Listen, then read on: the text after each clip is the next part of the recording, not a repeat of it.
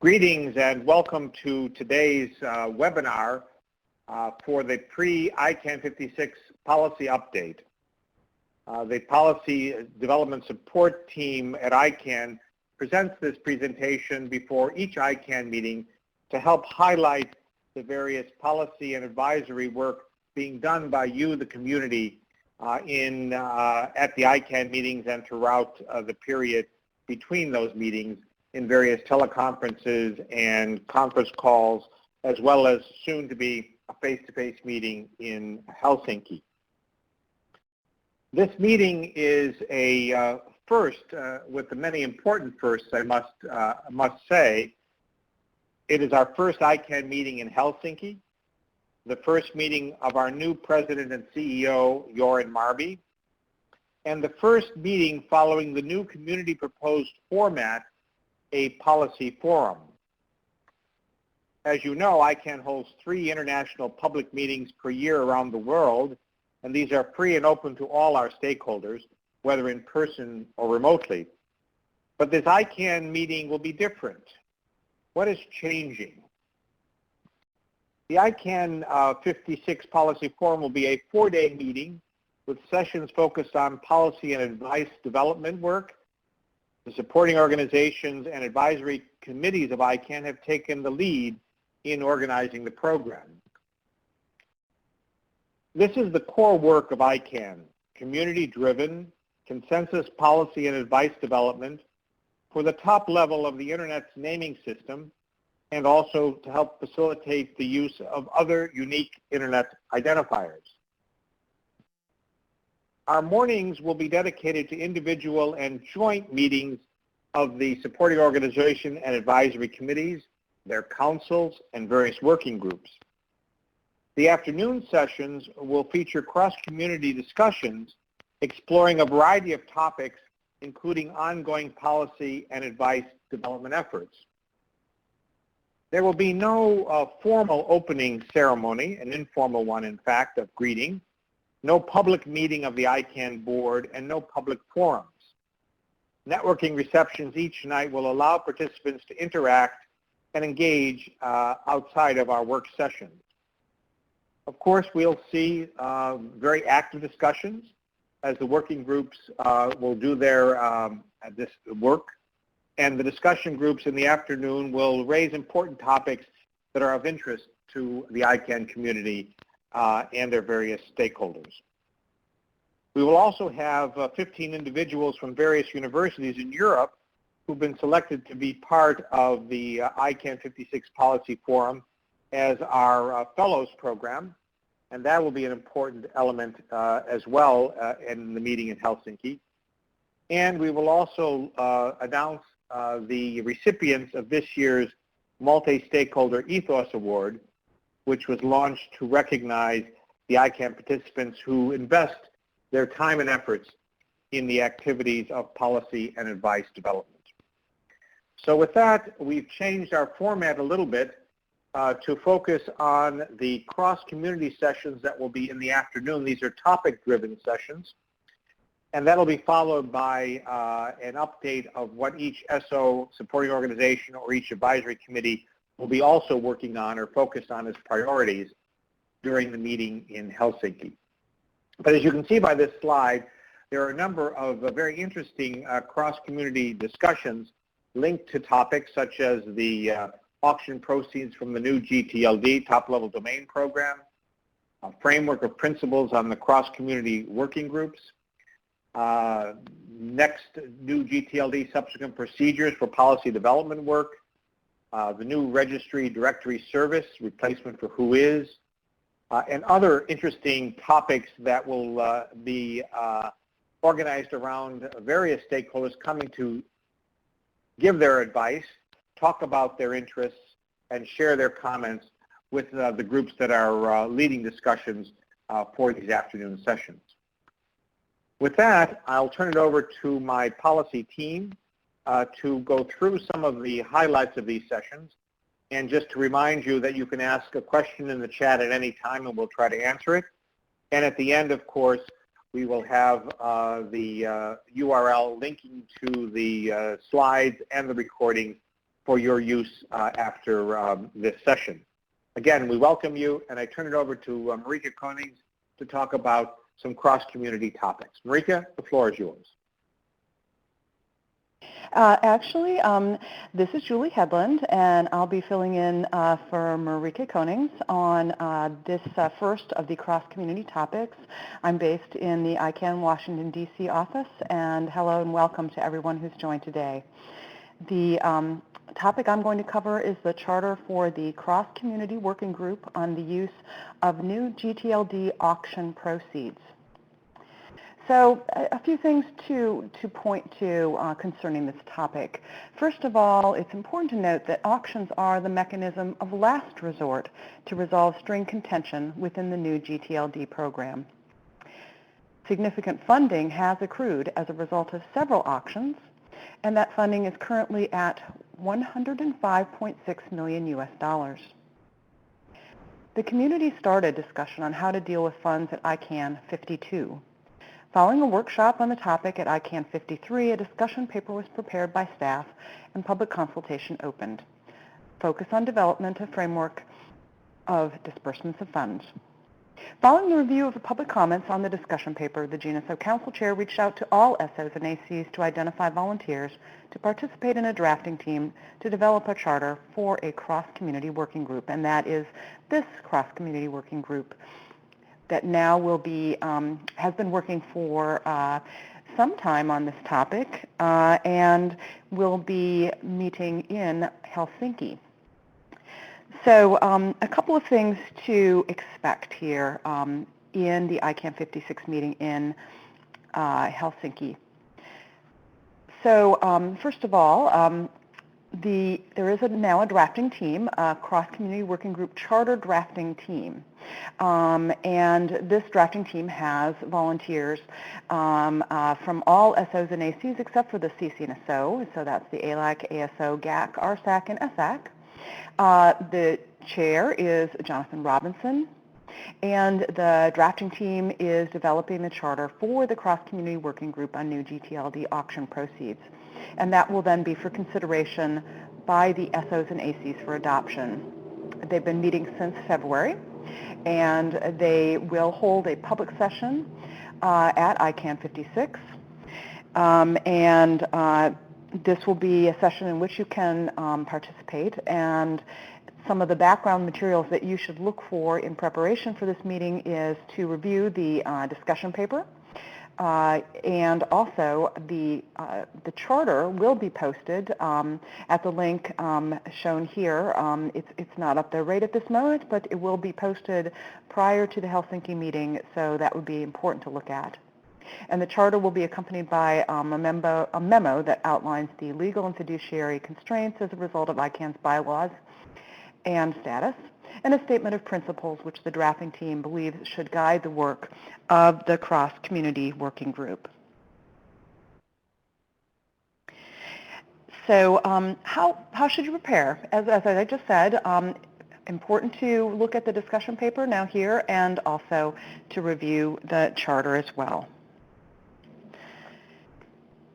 And let me just briefly cover the next steps. So we will have the discussion at ICANN 56. There'll be the review of community input received there, updates to the charter, and then submitted the charter, a draft charter, to the SOs and ACs for their consideration, then adoption of the charter, and finally the creation of the cross-community working group on new GTLD auction proceeds.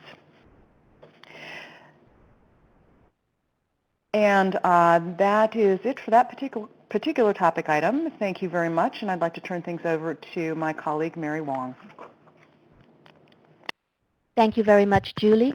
Hello, everybody. My name is Mary Wong. I'm a Senior Policy Director with ICANN, and it's my pleasure today to speak to you about another cross-community effort that will also be a topic for one of the afternoon cross-community sessions that David mentioned a while ago.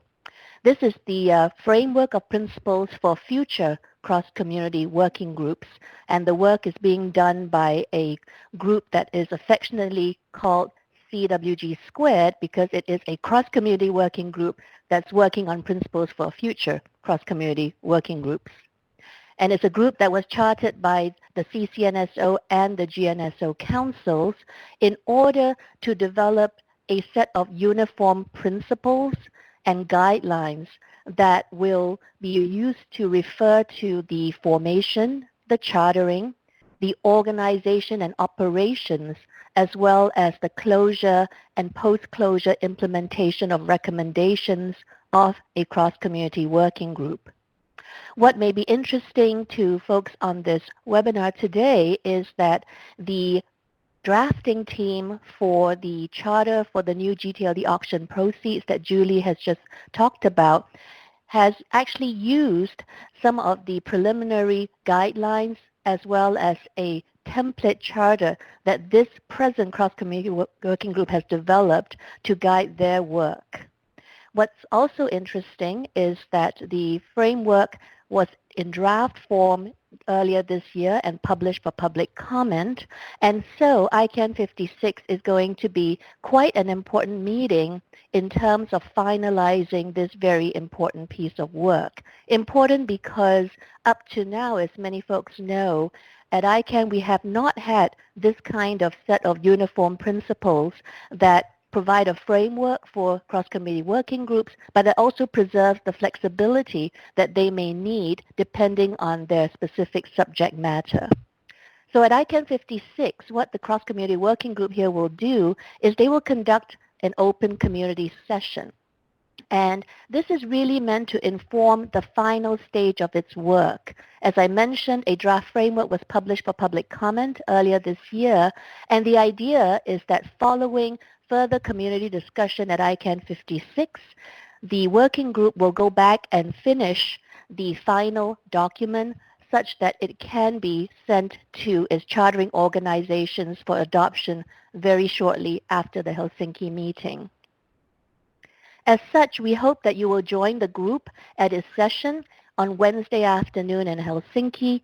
And in terms of preparing for that session, we don't have the link up right now because the cross-committee working group actually had a meeting less than 2 hours before this webinar where they went over a draft final framework document. And it's our hope that that final document, in draft form at least, will be released within the next week so that you can take a look at it for the session in Helsinki on Wednesday. I'm actually just going to skip back one slide if you don't mind, because the other point I'd like to make is that in terms of the session in Helsinki, the group wants to focus on a number of key topics that seem to be of major or significant community concern, judging by the public comments. They're listed here in the dark blue box in the middle, and that includes ensuring diversity in terms of membership of future cross-community working groups. Secondly, the question of allocating budget, staff, and community resources for future work efforts like this, bearing in mind, though, that although the two most recent and major cross-committee working groups informed the work of this group, that would be the Stewardship Transition and Accountability Working Groups, those two groups are viewed by this working group as the exception rather than the norm in terms of the subject matter, the profile, the size of the group, and so on. Nevertheless, future groups may also require resources that are beyond the norm, and so the group thought this would be an important discussion to have in Helsinki. The other two topics I'd like to focus on in Helsinki includes the definition of consensus, as well as the role of a cross-community working group in implementing its recommendations. So basically 4 major topic areas, and so even if you don't have the chance to read the final framework document, hopefully you will have some comments and suggestions that you can provide to and engage with the working group in Helsinki. As I mentioned, this is a key milestone for the group, and the idea is that the final framework will be adopted by the chartering organizations, will be sent to and accepted by the other ICANN supporting organizations and advisory committees, and then it will be applied to future cross-community working groups. So thanks for your attention, and on that note, I'm going to hand things over to my colleague Steve Chan, who will speak about the next cross-community topic and session. Steve? Thanks, Mary. This is Steve Chan from staff, and I'll be discussing the new GTLD subsequent procedures policy development process, which, as Mary mentioned, is one of the topics that will be a subject for a cross-community session in Helsinki. So this policy development effort is to consider the existing policy from the GNSO's 2007 final report on the introduction of new GTLDs, as well as the experiences from the ensuing 2012 round of the new GTLD program. And so ultimately, it could lead to improvements or refinements or clarifications to those existing policy recommendations, but as well, it could also result in brand new policy recommendations. And so, sorry, I forgot to advance the slide. What's important to keep in mind is that this PDP is not alone in looking at new GTLDs, and there are a number of other community efforts underway, the outputs of which the PDP working group would be expected to consider prior to arriving at any final recommendations. And so what to expect at ICANN 56, there's an open cross-community session scheduled for Tuesday, where the co-chairs of the PDP working group will discuss what has been already worked on by the working group and where the work is expected to go in the near future. So in addition to those updates, there will be brief updates provided by the CWG on the use of country and territory names, as well as the competition, consumer trust, and consumer choice review team. And then finally, for that cross-community session, various members of the community will be moderating segments of the session dedicated to topics of broad community interest, which would include things like community applications, promoting applications from underserved regions, as well as safeguards and public interest commitments, or PICs, among other topics.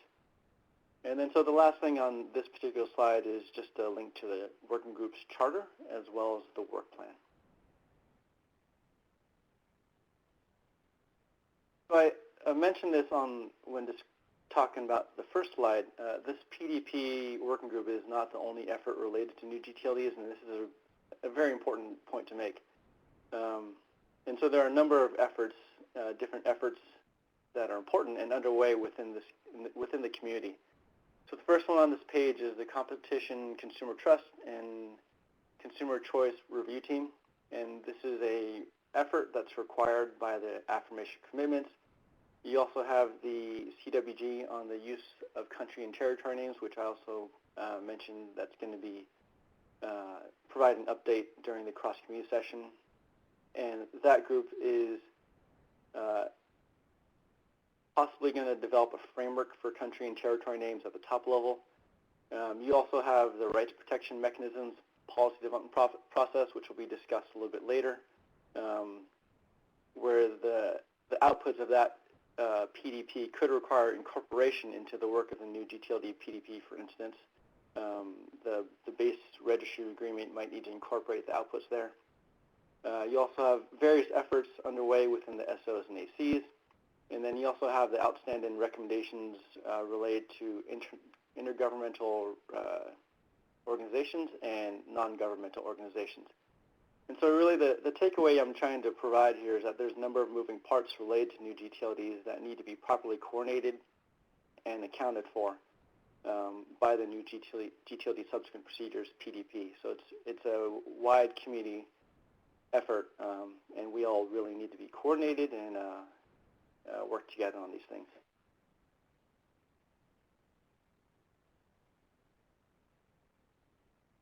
So what are the next steps for the PDP working group? The next things coming up are the cross-community discussion at ICANN 56. The PDP working group is also expected to have face-to-face sessions where they'll continue working through their work plan. And so what will happen after ICANN 56 is the working group will incorporate the input received from Helsinki, as well as inputs received from solicitations for input from the various community organizations. They'll also determine if there are any dependencies in being able to reach any preliminary recommendations or final recommendations. So some of the dependencies could be the result of all those community efforts I've mentioned that are related to new GTLDs.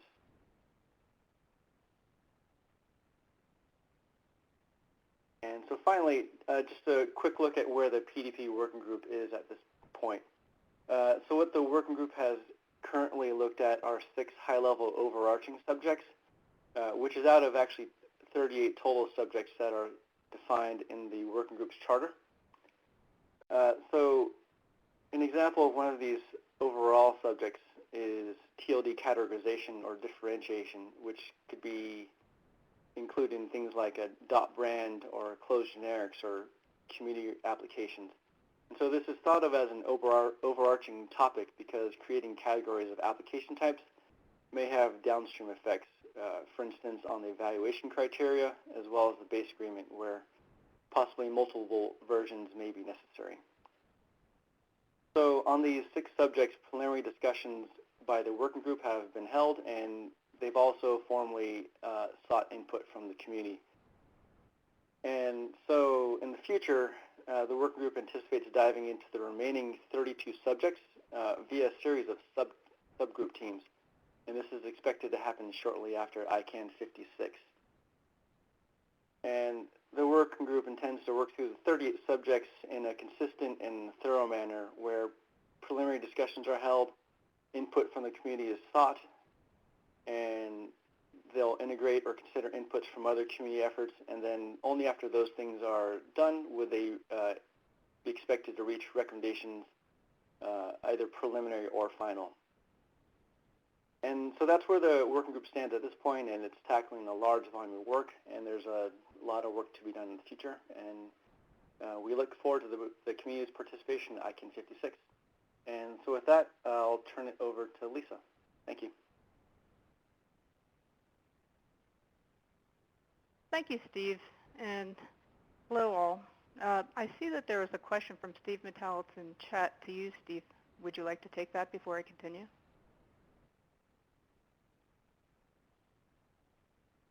Sure, thanks, Lisa. This is Steve again.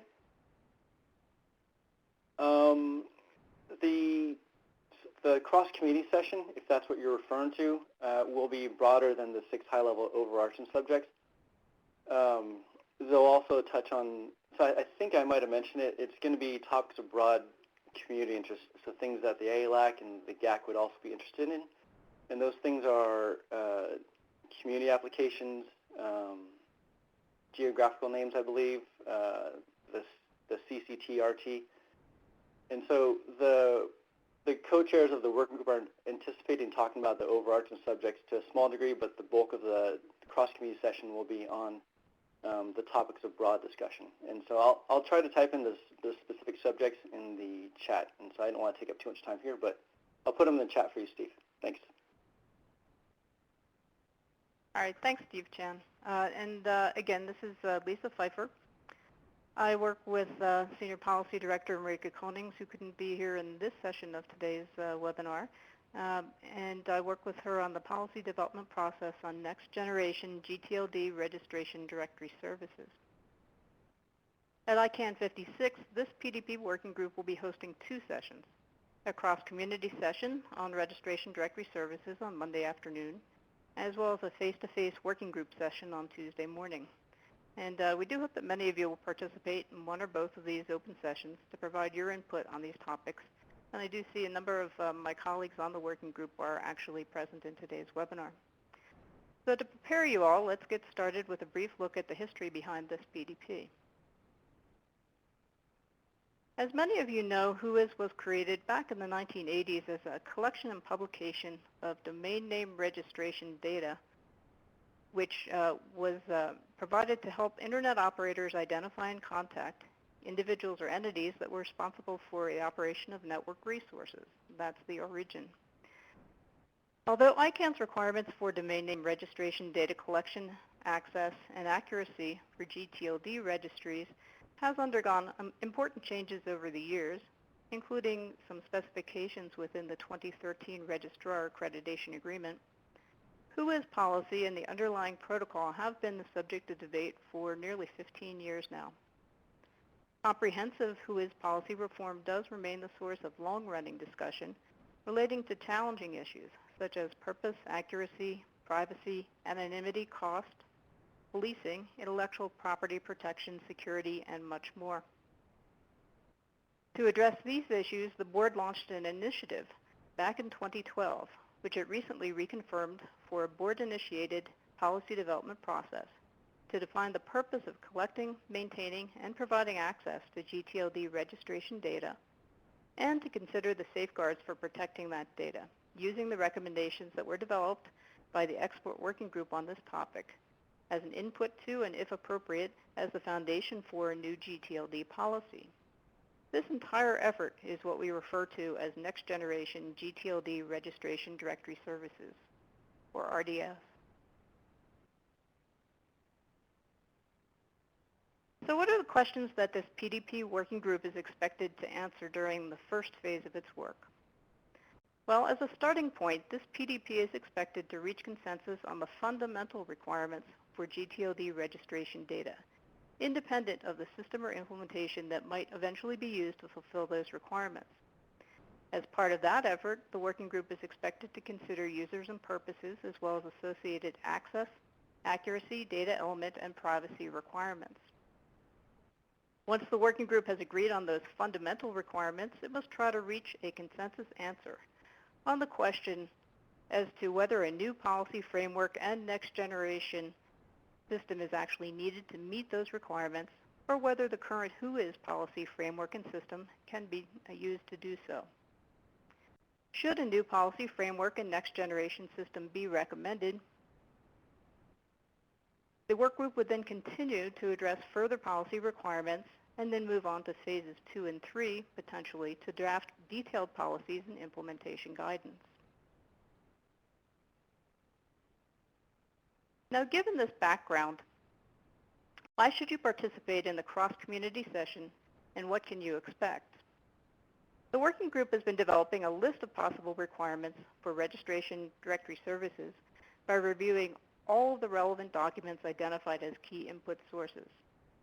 The session in Helsinki offers you an opportunity to voice your own WHOIS concerns and thoughts, as well as suggest any possible requirements that you may have for registration data or directory services.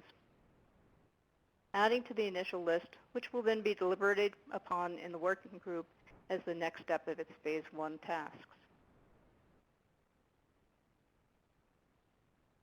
Now, in addition to reviewing the preparatory information that was posted on the link at the previous slide, and I should note that that includes a monthly update report, a beginner's tutorial, and a draft list of possible requirements, we encourage you all to prepare for this session by reviewing the charter questions that are listed on this slide.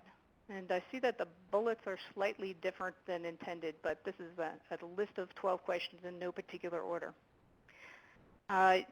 You're encouraged to take a look at these questions and think about your own possible requirements associated with these charter questions, especially the first 5 questions on this list, which is who should have access to registration data and for what purpose, what steps should be taken to control data access, what steps should be taken to improve data accuracy, what data should be collected, stored, and disclosed, and what steps are needed to protect data and privacy.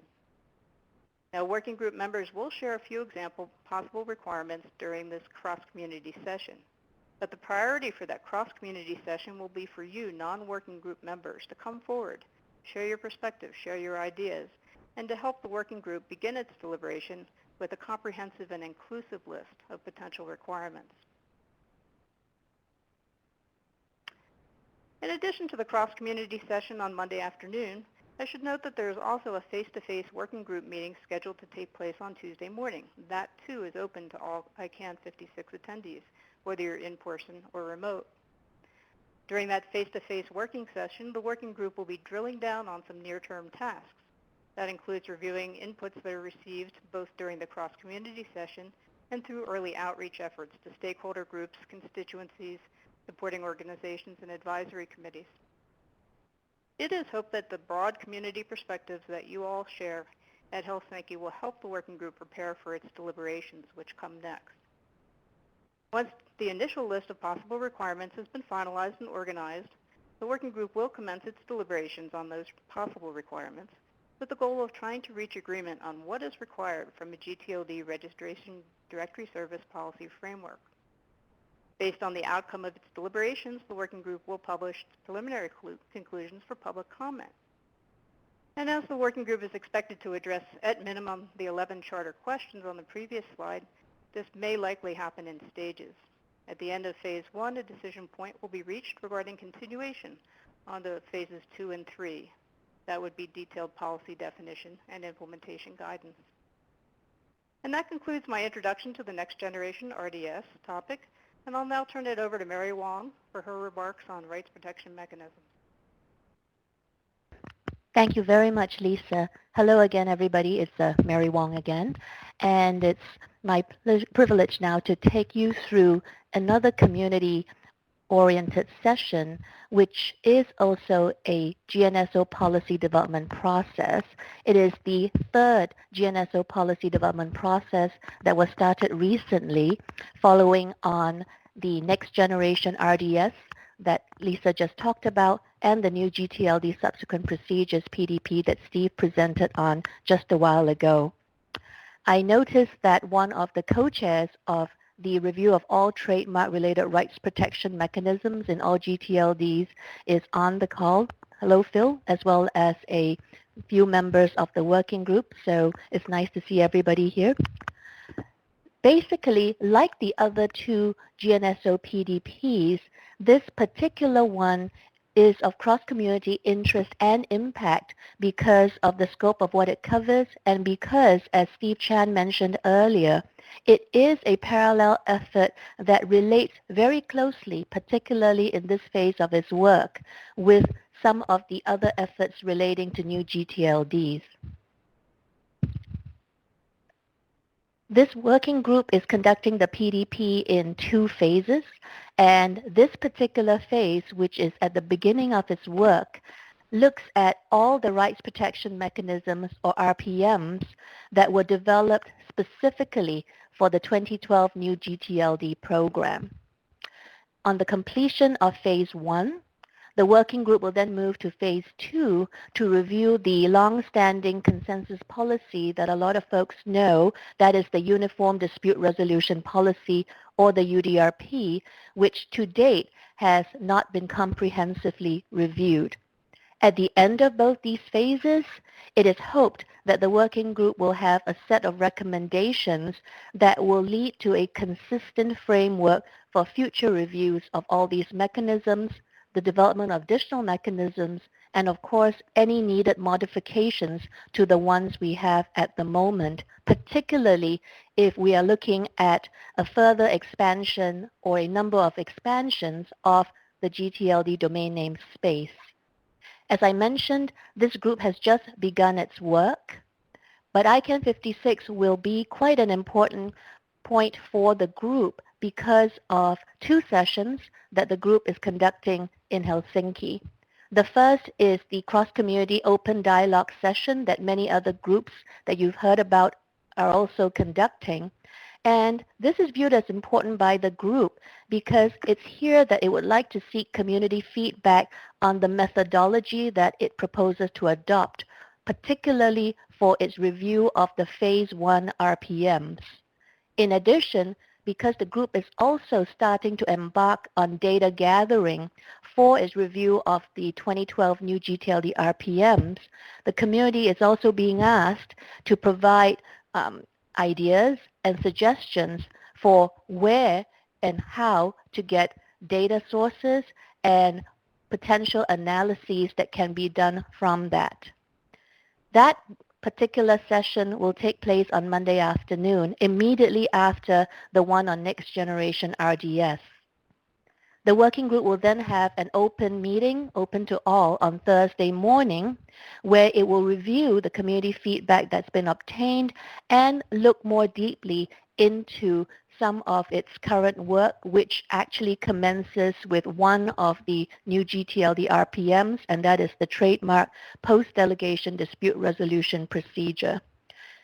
Because this is a very comprehensive policy update webinar that we have prepared for you today, we won't spend too much time on individual topics, but as I've noted, Phase 1 will focus on the RPMs developed for the 2012 new GTLD program round, and at the end of Phase 1, the working group is required to produce a preliminary report for public comment.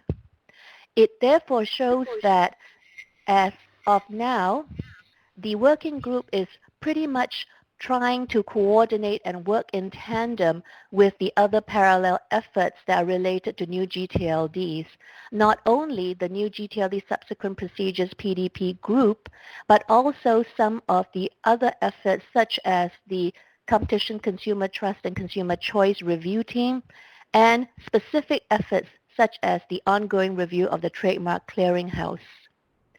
So what the working group is hoping to do is to develop a series of preliminary recommendations at the end of Phase 1 that takes into account the work of all of these groups, the data, and the analysis that they may produce as this working group focuses on the RPM issues.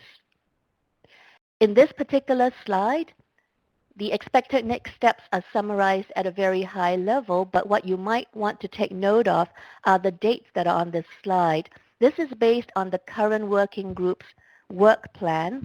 As many of you know, the work plans of a number of groups may change over time depending on the progress that it makes on the work and milestones it has. And in a case like this, dependencies on the output of the other efforts. But you see here that the group is going more or less sequentially through the new GTLD 2012 RPMs, and it hopes to publish the report completing this Phase 1 review towards the end of 2017. So we still have a ways to go, and we hope that you'll join us in Helsinki. On that note, I'm going to hand over to my colleague Bart Boswinkle, who will talk about operating plan, budgets, and I believe on country names too. Bart. Thank you, Mary. This is a bit a change of topics in the sense of this will not be very focused on policy and policy-related matters. I first want to talk to you about a cross-community session focusing on the operational aspects of ICANN. The background for this session is effectively was a meeting in Marrakesh between the CCNSO Strategic and Operational Planning Working Group and Xavier Calves, the CFO of ICANN. Some of you may know the CCNSO Strategic and Operational Planning Working Group. That's a working group that's been consistently providing input and feedback on ICANN's ops plan and budget and strategic plan since 2009. And the meeting in Marrakesh was more around how to take that interaction and dialogue to the next stage, to the next level. The SOP has been constantly providing input on the data collection methods used by ICANN up to the point where they are very satisfied with the way it's happening right now, and they finally wanted to start focusing on the real substance, and that is on the operational side of ICANN, and have a dialogue and start a dialogue on, say, the goals ICANN wants to achieve, how they measure the goals themselves, where they are in the process, and on the key performance indicators, etc. So following that dialogue and taking it to the next level, and Helsinki being an opportunity to start new initiatives, say Xavier and the SOP working group and other ICANN staff agreed to start a dialogue on some, I would say, the topics on, say, within the current operational plan, which attracts a lot of attention from not just the SOP or the CCTLD community, but broader community. So as you'll see, and as you see on the slides, this session is to launch effectively and embed a cross-community dialogue on ICANN's operations and in ICANN's planning cycle. In particular, it's about high-level operational goals, what ICANN wants to achieve, so the key performance indicator and the related metrics, and have a dialogue and create mutual understanding of what ICANN wants to achieve and how it measures its progress in these areas. So the format will be, say, Xavier Calves will be the chair of the session.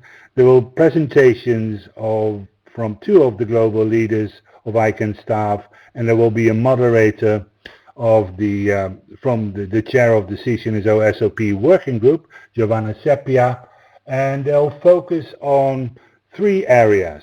First is the outreach, ICANN's outreach strategy and program, what it wants to achieve, the goals, KPIs, etc.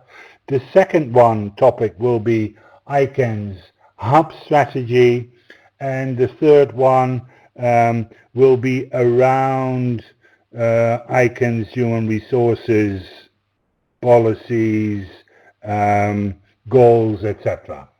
When will it happen? It will happen on Tuesday, on the 28th, at Veranda 2, so that's the room where the CCNSO will have its day meetings, and it will be from 5 to 6:30.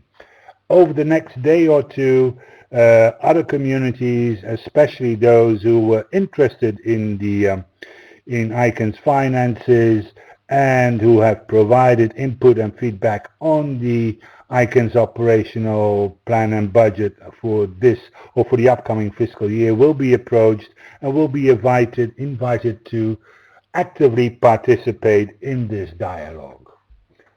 Now moving over to the next cross-community session under the auspices of the CCNSO, or organized through the CCNSO, is the Country and Other Geographic Names Forum. Again, this originates from the cross-community on the use of country and territory names as TLDs, but it will be broader, and this CCWG will not actively participate in the discussions itself.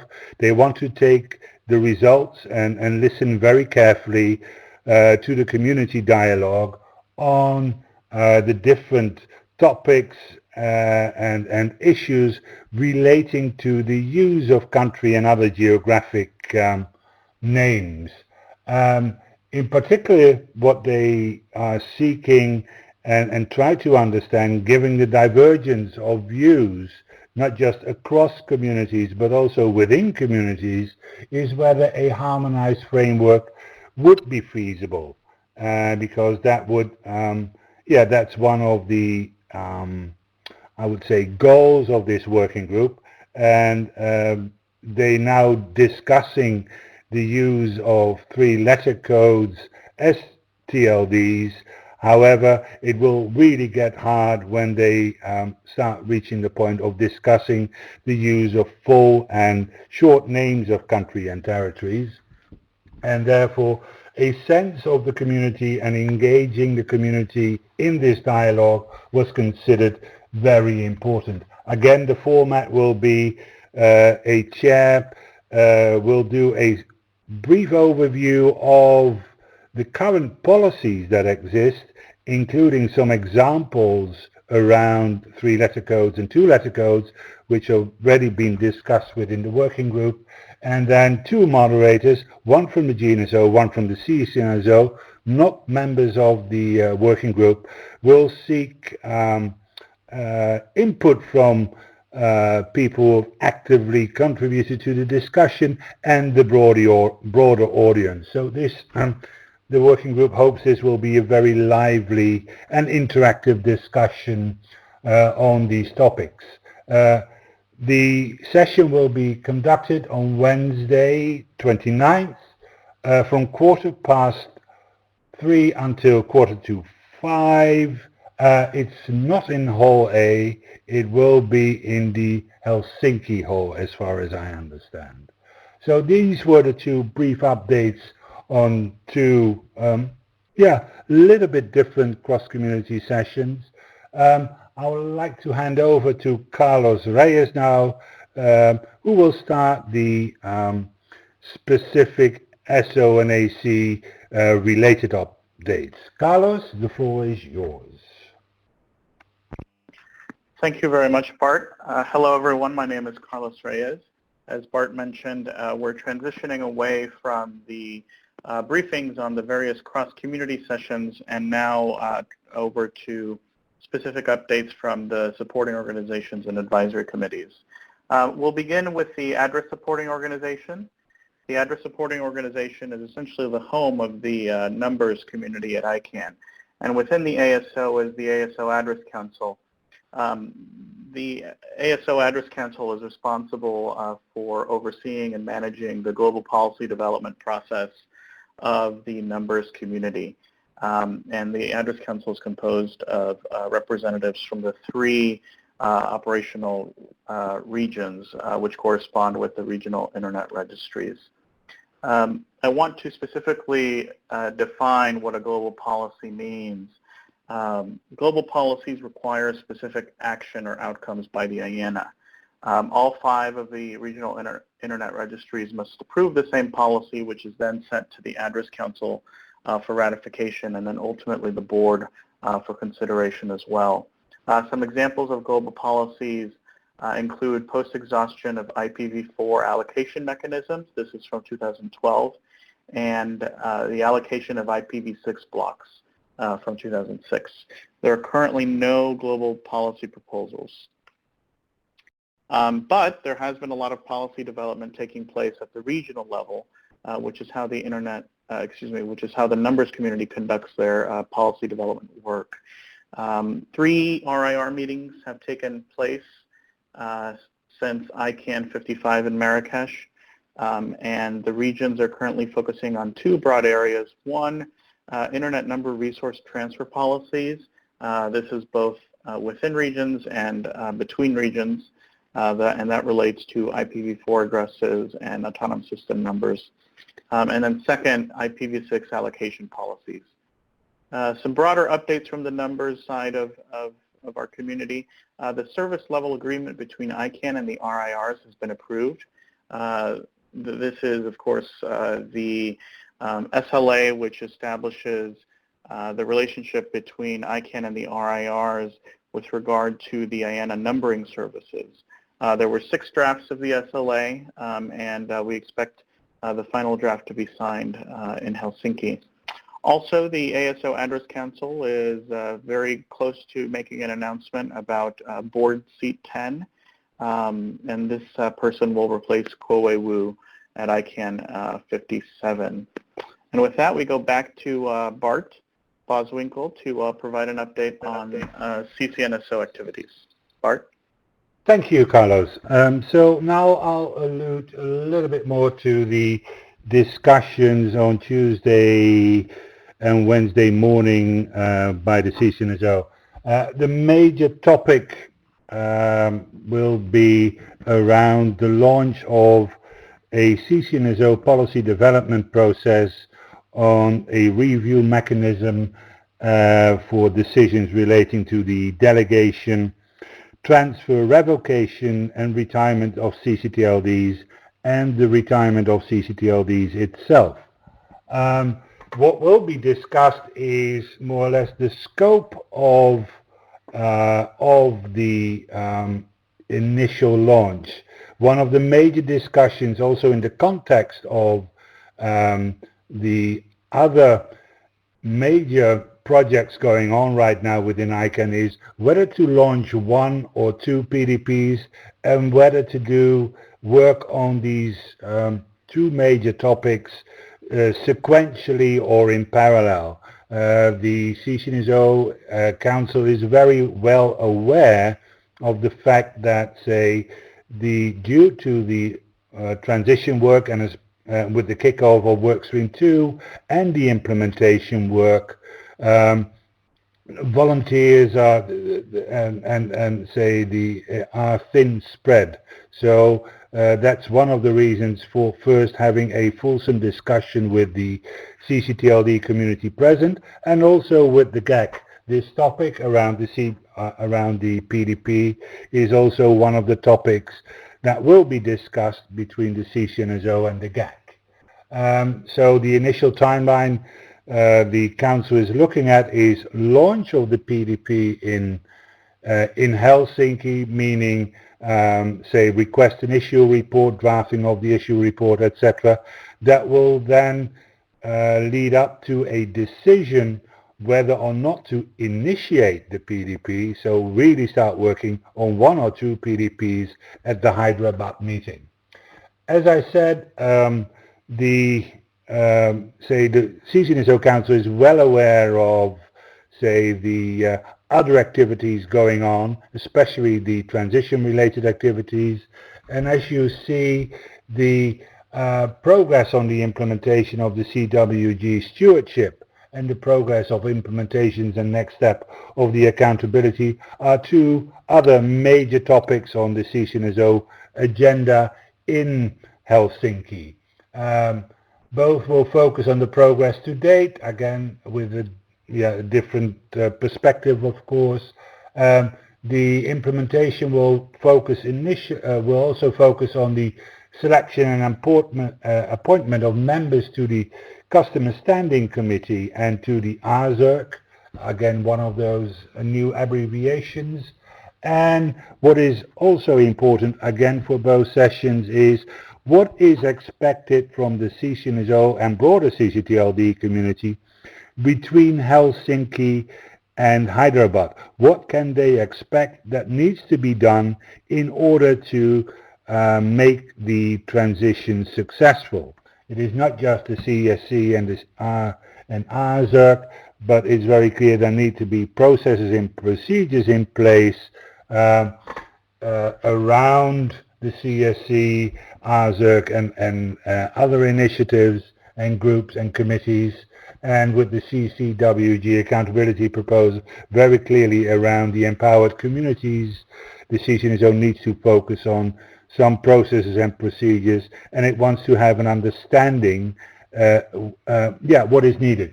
One particular thing that will be at the CWG accountability session as well is the results of a council survey on its accountability and transparency towards the broader CCTLD community will be presented to the CCTLD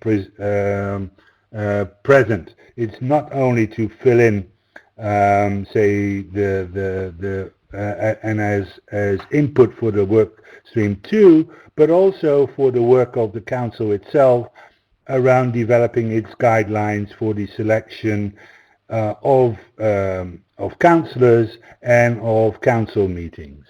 So if you want to have more information, you can go to the CCNSO meetings agenda, and I now want to hand over to Marika, or Mary, I think Mary this time, around the GNSO update.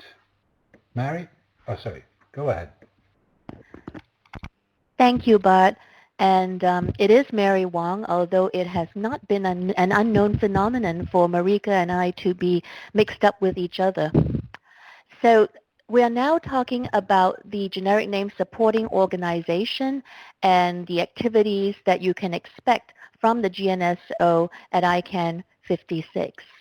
Before I delve into my presentation slides, though, Bart, just to let you know if you haven't seen it, that Steve Metalitz has asked a question in the chat. And I don't know if you'd like to take that orally now, wait till later, or type your response to him. I'll wait just a second. Let me do it. It's one or two PDPs to be clear, I'll do it the other way around.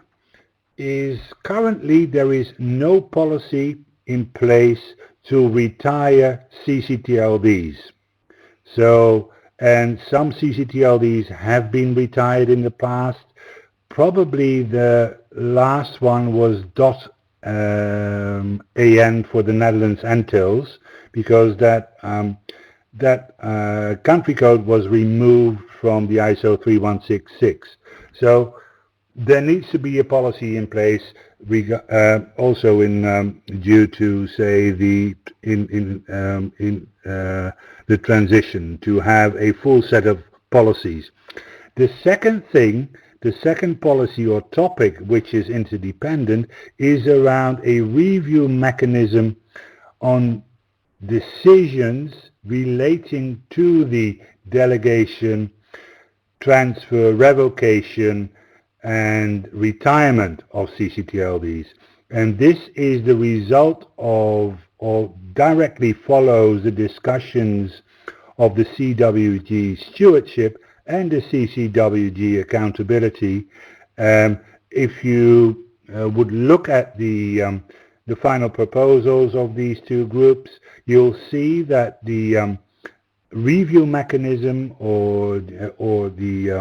is around these decisions is excluded from the proposals because the CCNSO and the CCTLD community at large need to develop a policy around this area. I hope this answers your question, Steve. Thank you very much, Bart. And Steve, Metellus, and everyone else, if you have a follow-up or indeed other questions for any of us, please type it in the chat, or we will get to a question and answer near the end.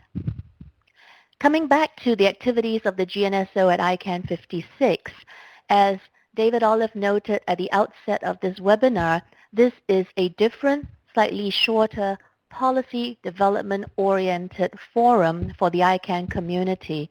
So as you've already heard, there will be significant time set aside for meetings of the various PDP working groups.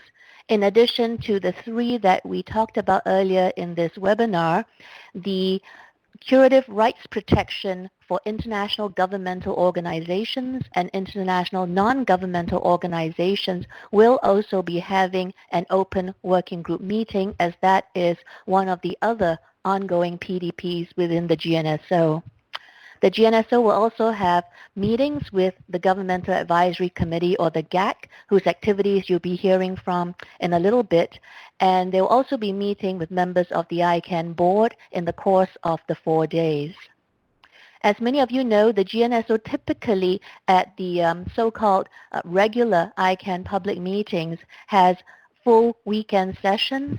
They will have some version of that at Helsinki on the Monday, starting in the morning, going through to early afternoon, where some of the topics will include the implementation plan for some of the changes that are expected to come out of the recently concluded GNSO review.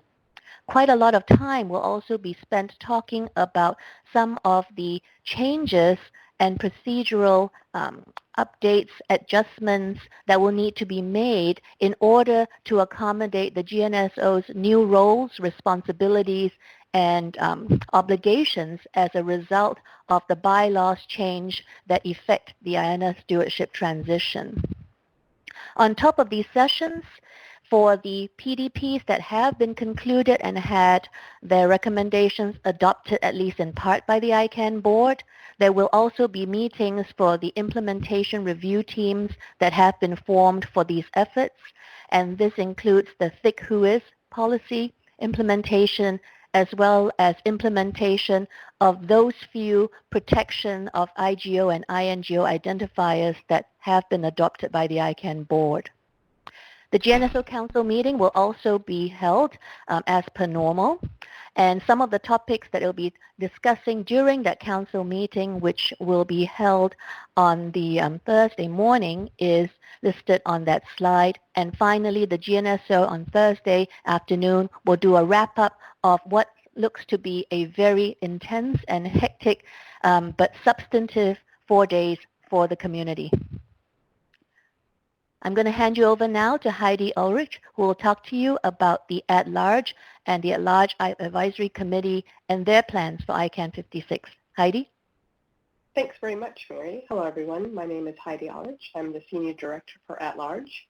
I'm delighted to give you a brief update on the activities of the At-Large Advisory Committee, or the ALAC, and the At-Large community that have taken place between ICANN meetings in Marrakesh and Helsinki, as well as provide a preview of at-large activities that are being planned to take place at the ICANN 56 meeting.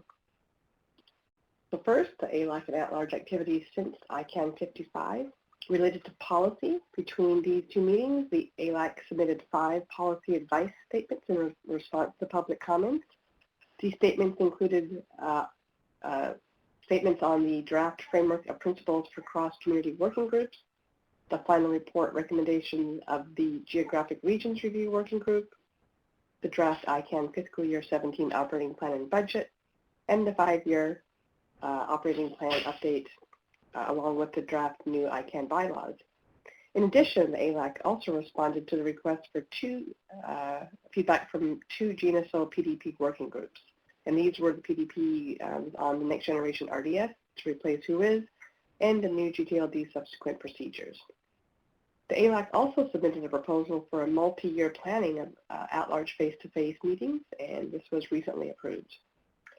Other policy activities include holding several capacity building webinars on substantive issues of interest to the at-large community. These webinars are part of an ongoing series and are open to all. More information on ALAC policy advice statements may be found at the URL listed on the slide. Related to process, a key activity has been the at-large review, and the review has now started with the group items being selected as independent examiner. The at-large review is focusing on the at-large structures, or ALSs, and the regional at-large organizations, or the RALOs. And I'll speak a little bit more about this review on the next slide. ALAC is also updating its rules of procedure, specifically the sections about selection and election-related matters. And this is in advance of the anticipated start of the selection process for the director to the board selected by at-large. So at ICANN 56, there are going to be several areas of focus. Related to policy and process, the ALAC will discuss the next steps with the new ICANN bylaws, including developing the internal processes that will be needed. The ALAC will also review the status of their working groups, of which there are currently 20. They'll provide an update on the ALS criteria and expectations task force, which is running in parallel with the at-large review, and discuss implementation of their approved fiscal year 17 special requests in addition to a number of other issues. As noted earlier, another main topic is the at-large review. The at-large review working party will review timelines and reference documents for use by the members of ITEMs. Also, ITEMs will be conducting interviews with members of at-large and other communities during the meeting in Helsinki. Regarding outreach and engagement, similar to the meeting in Marrakesh, there will be a few interesting sessions to increase awareness and knowledge of the activities of at-large. The first is being held by the Subcommittee on Outreach and Engagement, and they are going to be meeting with the Next Gen students on Monday, 27th of June, between 10:45 and noon, as well as a policy discussion with the ALAC and the fellows later that day between 13:30 and 1500. The aims of these 2 sessions is for these groups to increase their understanding of the ALAC and at-large. And in addition, a joint Uralo civil society networking event will be taking place on Tuesday evening, 28th of June, between 18:30 and 19:30. And this session is going to be held in the same room as the President and CEO reception. It is open to members of Uralo and the Civil Society Engagement Contact Group, as well as anyone interested in learning more about these groups. Now, moving on to the regional events taking place during ICANN 56. There'll be several meetings, both formal and informal, of all of the RALOs. Uralo will be holding its General Assembly on the 28th of June between 8 and 10. This is a non-face-to-face General Assembly. The agenda includes a review of the Uralo annual report, a briefing by the Uralo Bylaws Task Force, and the launch of the Uralo ALS Engagement Task Force. And as noted earlier, there will be a civil society and a Uralo networking event on Tuesday. AFRALO will be holding their traditional joint AFRALO-AFRICANN meeting on Wednesday, the 29th of June, between 1330 and 1500. And the theme will be on the IANA transition and accountability, ICANN accountability, and a statement will be discussed and then submitted to the board. Neuralo's monthly meeting will be taking place on Wednesday, the 29th of June, between 1330 and 1500. This meeting will be focusing on discussions such as their outreach strategy, activities, and preparations for the Neuralo General Assembly to be held in fiscal year 17. Finally, the RALO Secretariat, consisting of the leaders from all of the RALOs, will be meeting on Tuesday between 1330 and 1500. And some of their items they will be discussing include the recommendations from the second at-large summit, just finalizing those, and the at-large review, as well as other issues concerning all of the RALOs. And that concludes the ALAC and at-large update, and I would like to give the floor to my colleague, Olaf Nordling, who will be providing an update on the GAC. Olaf? Thank you very much, Heidi, and good evening from Brussels. My name is Olaf Nordling, and I'm responsible for ICANN staff support to the Governmental Advisory Committee, more well known perhaps as the GAC, which currently has 168 governments as members and 35 intergovernmental organizations as observers. And they will have a busy time indeed in Helsinki, since they usually, in the classical ICANN meeting format, have 5 long days of work. And now this is squeezed down to 4 very short days for individual work. So the agenda is jam-packed for the GAC Monday to Thursday. And just to give a few samples of the topics they will address, two-character labels and country names as second-level domains. What on earth is that? That's a remaining issue from the latest new GTLD round and entails actually an ongoing and pretty lengthy dialogue with the Global Domains Division of ICANN on implementation steps and in particular the mitigation of confusion between two characters in general and which can be perceived as country codes. So that's one. GAC advice effectiveness. How has it worked with the GAC advice to the board, and is there ways of improving it? This is something that will be discussed by a joint working group between the board and the GAC. Those 2 sessions will take place on Monday.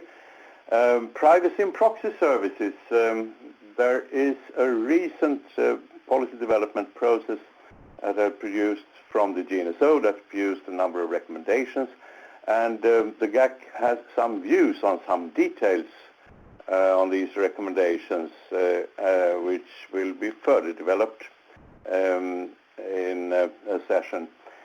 And IGO, acronyms protection. I think that has been mentioned by Mary earlier on, but and this is also a remaining issue from the recent new GTLD round, and where there is a temporary protection in place, but there is, let's put it like, some wrinkles in the positions between the GNSO and the GAC on how the permanent solution should look like. So these are a few samples. There are plenty more of sessions which you can, of course, see from the overall schedule, but also there is a specific schedule which is slightly more detailed on the GAC website. And all of the GAC plenary sessions are open. Yes, you heard right. They are all open, the GAC plenary sessions. And with that, and this is not all, of course, so let's now turn the page and also make a giant leap to Los Angeles and to Karine Patsi, who will tell you more about what the GAC has in store. Karine, take it away, please. Thank you, Olaf. Hello, everybody. My name is Karine Percet, and I'm part of the GAC support team, as Olaf said, based out of Los Angeles. So to continue on the GAC's agenda for ICANN 56, in Helsinki, the GAC plans to actively participate in many of the afternoon cross-community sessions with all the other ICANN stakeholders. The GAC is also leading one of the cross-community sessions, specifically the one on workload scheduling and management on Thursday afternoon. So just a few words on this workload session that will be moderated by the GAC chair. It follows up on the Marrakesh communique, where the GAC flagged the large number of activities across ICANN taking place in parallel, and many of which call for significant community input. So the idea is to discuss how to balance the different communities' priorities and improve broad participation in some of these activities, especially the PDPs and CCWGs. So the session will mainly be about collecting input and ideas from the whole community on how to prioritize and organize some of these activities that interest the broad community with, for example, things like year-long planning or prioritization exercises, etc. In Helsinki, all the GAC's working groups will meet as well to advance their work on geographic names, on capacity building for underserved regions, and that session will have helpful assistance from the ICANN teams on global stakeholder engagement and government engagement, on public safety as well. And the public safety work by the GAC's working group looks at different aspects of the DNS and the IP whois, as well as security and consumer protection in the DNS or the ICANN ecosystem. The GAC working group on human rights and international law will also get together Wednesday, and then some more internally focused working groups on GAC operating principles and GAC NOMCOM relations will also convene. The GAC will also meet with other SOACs, as some of the others have mentioned, as well as with the Competition, Consumer Trust, and Consumer Choice Review team, some of them at least. And for the first time, the GAC communique will be finalized on Thursday instead of the traditional Wednesday night. It's also important to point out the communique format itself is evolving to articulate in more detail the rationales for GAC advice. And as Olaf said, the GAC room and meetings are now completely open so that anybody who wishes to can attend. So welcome. Please come to the sessions you're interested in. And now I would like to hand it over to Steve Cheng for the RSAC update. Thank you. Steve? Thank you, Karine. This is Carlos Reyes presenting on behalf of Steve Cheng, who could not join us for this session. I'll be updating everyone on the activities of the Root Server System Advisory Committee. Just as a quick overview, the RSAC is comprised of 12 board-appointed representatives of the root server operators. There are 3 root zone management partner representatives as well as liaisons. The RSAC meets monthly as well as at ICANN meetings. And the 2 co-chairs are currently Tripti Sinha from D-Root and Brad Verd from A&J Roots. The RSAC also consists of a caucus of 74 technical experts. 47% of them actually do not work in root server operations, so they bring other skill sets and expertise in DNS root service. In the past 2 years, they've published 3 advisories, including 3 versions of 1 advisory. And this group is a broader membership-based organization, so qualified or interested applicants may submit statements of interest for consideration. Since ICANN 55, the RSAC has published its 3rd version of its advisory on measurements of the root server system. This updated version offers several clarifications based on implementation experience.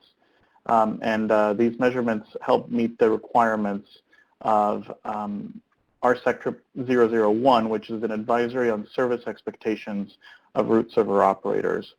Currently, the RSEC is working on 2 documents, the root server system naming scheme work party, which documents a technical history of the names assigned to individual root servers, and a history of the root server system. And that's a separate document which provides an overview of and a chronological history of the root server system, as well as descriptions of each root server operator. And with that, I'll hand it over to my colleague Julie Hedlund, who will present on the Security and Stability Advisory Committee. Julie? Thank you very much, Carlos, and thank you, everyone. This will be very brief. First, I would like to highlight the 2 publications that the SAC has released since ICANN 55. So the first of the 2 publications, SAC 81, that is, and actually I was going to, sorry about that. So that is the SAC response to the request for input on next generation GTLD RDS to replace WHOIS policy development process. And this was actually a fairly brief response. At least a couple of the SAC members do participate in this group, and they did have some suggestions based on their understanding of the RDS and the work of the group. And as you know, and Mary Wong spoke of the work of the RDS. Actually, I'm sorry, Lisa Pfeiffer spoke on this work earlier today, but they made a couple of minor comments in respect to a questionnaire that the working group had sent out. And then the SAC 82 was a response for the request for advice relating to the 2012 new generic top-level domain round. This was from the PDP working group on new GTLD subsequent procedures. And in the RSAC's response, it pointed to its list of publications, because many of its publications actually do pertain to GTLDs. And it noted a couple of publications that relate to name collisions and scaling of the root. So those 2 documents can be found on the SAC website. And then just moving along to, more importantly, the activities of the SAC at Helsinki. This activity in particular is the DNSSEC workshop. That will be held on Monday, June 27th, from 9:15 in the morning until 1:30 in the afternoon. And this is an important workshop for the updates on DNSSEC deployment. As noted, DNSSEC deployment is moving forward, and this is a particularly interesting session for those people who are engaged in this deployment, such as registries, registrars, ISPs, and others who may be planning to deploy DNSSEC services or are deploying them. So who should attend? Really anybody with an interest in the deployment of DNSSEC. You don't have to be somebody who's actually deploying. You could be just somebody who's interested. The workshop actually covers topics that are suitable for beginners, intermediates, and experts on DNSSEC. So we welcome you all to that session. And now I would like to turn things over to Benedetta for the Q&A. Thank you very much. Thank you, Julie. My name is Benedetta Rossi. I'm Policy and Community Engagement Analyst, and I'll be handling the question and answer session, followed by a couple of updates. So to ask a question, please press *1 and record your name. Just wait a moment to see if we have any questions. Operator, do we have any questions on the audio? There are currently no questions in queue. Thank you very much. Well, if you have any questions following the webinar or would like to stay updated with the policy development support team, please use the team email address policy-staff@icann.org. You may also follow us on Twitter using the handles that are shown on the slide here. If you're new to the policy development process but would like to join a GNSO working group, you'll be interested in the 2 newcomer sessions, which are held at the start of every PDP working group. A communication tools classroom, which is led by staff, to learn about the working group tools and ask questions, and a working group newcomer webinar, which is community-led and whose focus is helping newcomers familiarize themselves with the policy development process and better understand how to engage within the GNSO working group setting. The next sessions will take place in July, and the dates are yet to be confirmed. In preparation for ICANN 56, also please don't forget to download the ICANN 56 mobile application, which will help you access meeting information on the go, personalize your meeting schedule, connect with fellow attendees, and post feedback on the sessions you attend. To help attendees prepare for the Helsinki meeting, a pre-ICANN 56 Policy Forum report will be posted as of early next week on the ICANN 56 meeting page. The report will provide attendees further information on the cross-community sessions and updates from the various SOs and ACs. After the meeting, we will also release a post-ICANN 56 report, which will include results and outcomes of the meeting, and this will be posted in July. I will now turn it over to David Olive for his closing remarks. So thank you, and over to you, David. Thank you, Benedetta, and I want to thank our people on the webinar tonight or in the time zone that you're in. We appreciate your participation and the active questions. There's a good mixture of veteran ICANN participants, some chairs of co-chairs of working groups, as well as some new faces and new names to join our discussion, and we welcome that. The policy team is actively preparing for the sessions in Helsinki. And as noted, the morning sessions are really the general working groups, council meetings, and the like, with the afternoon sessions being reserved for just the discussions. So many of those participants in the morning sessions will be having time on their hands to participate and actively be involved in those discussions on the topics that we've listed.